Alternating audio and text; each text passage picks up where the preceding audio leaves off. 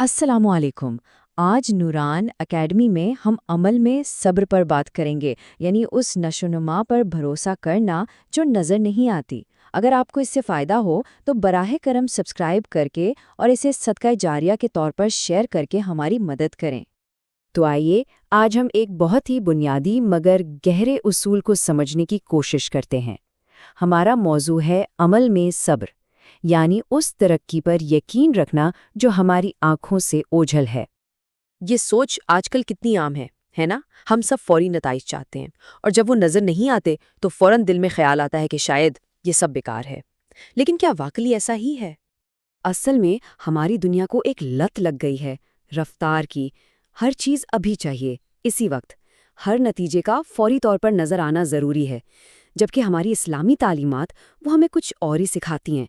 वो ज़ाहिरी कामयाबी से ज़्यादा हमारी अंदरूनी और गहरी नशोनुमा पर जोर देती हैं।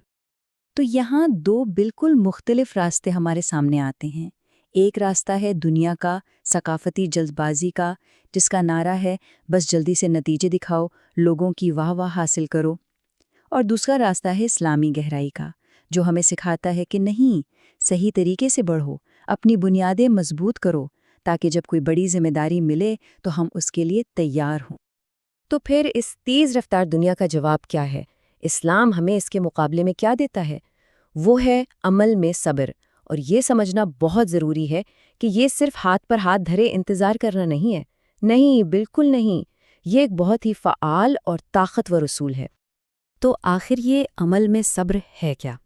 देखें, सब्र का मतलब सिर्फ ये नहीं कि किसी तकलीफ पर सब्र कर लिया, बल्कि इसका एक गहरा मतलब है अपनी नशोनुमा के अमल पर सब्र करना।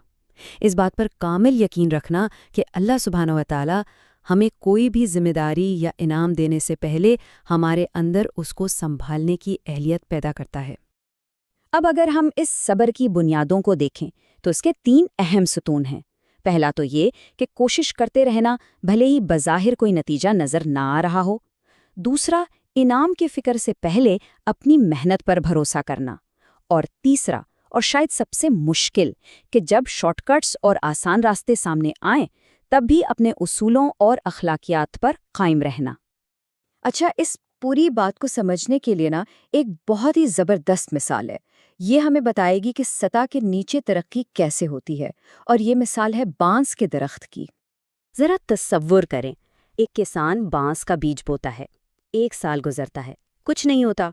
दूसरा साल, ज़मीन वैसी की वैसी। कई सालों तक ज़मीन की सतह पर एक पत्ता तक नहीं निकलता।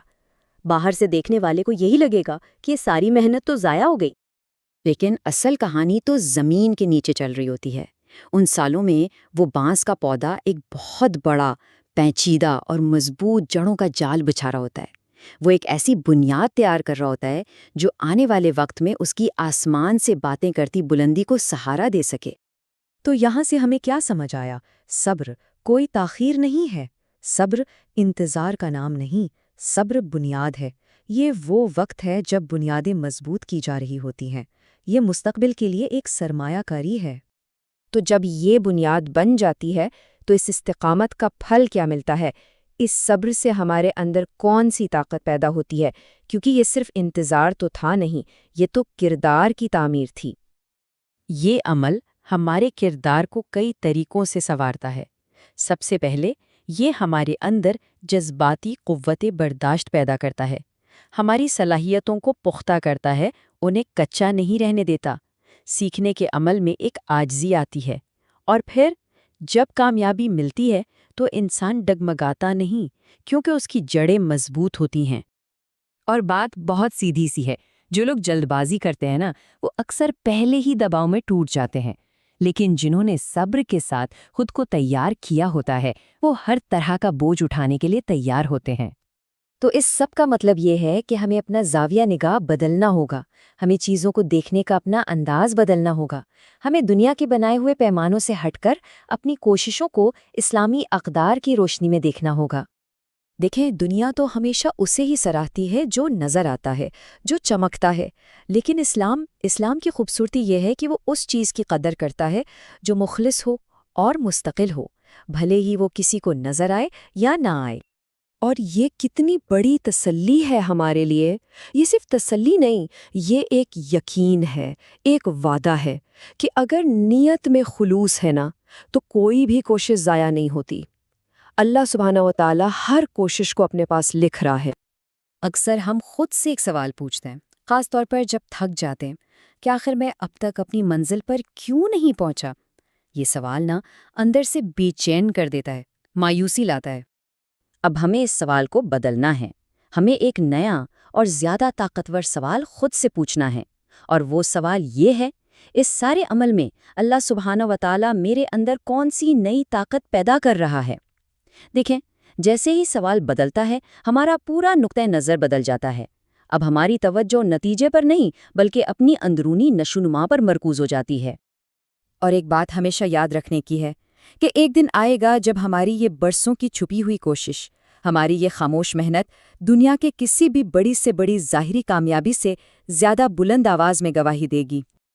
تو اس ساری گفتگو کا خلاصہ کیا ہے؟ یہی کہ اپنے عمل پر بھروسہ رکھیں، اللہ سبحانہ و تعالیٰ کے منصوبے پر یقین رکھیں، کیونکہ دنیا تو شاید صرف شاخوں اور پتوں کو دیکھتی ہے، لیکن اللہ سبحانہ و تعالیٰ وہ ان جڑوں کو دیکھ رہا ہے جو زمین کے اندھیروں میں اپنی جگہ بنا رہی ہیں. نوران اسٹوڈیو کی پیشکش اور تخلیق